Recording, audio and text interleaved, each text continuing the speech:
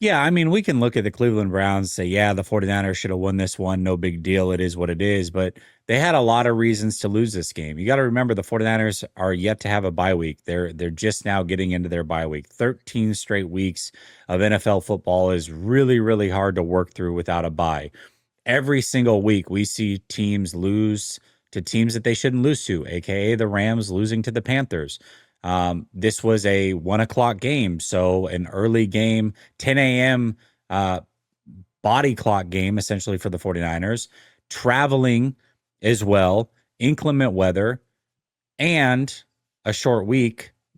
Not to mention, Jim Schwartz owns Kyle Shanahan in his career, something like 8-1 or 9-1 going into this game. So, yeah, the 49ers had a lot of reasons to not win this game. Not only did they win the game, but they dominated the game.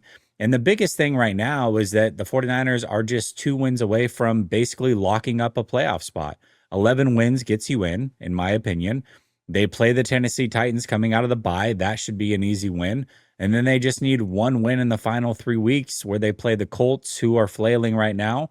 They play the Bears at home and they play the Seahawks at home. So the 49ers set themselves up in a big way by beating the Cleveland Browns. And I think the best thing that came out of this was the way that Brock Purdy played. You know, I've been very critical of Brock Purdy. There's no shying away from that. My biggest issue with Brock is not that he's not a decent quarterback, but he tries to do too much. He tries to play outside of who he is.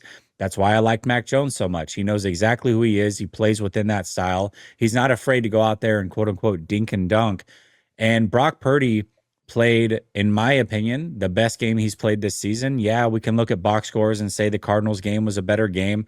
But when you mix in the circumstances, when you mix in the context, and this is why you cannot box score scout, you mix in that there was some wind. You mix in that this is a very good defense on the road, all the things that I said. Brock Purdy never put the ball in harm's way throughout the course of this game. He made timely plays.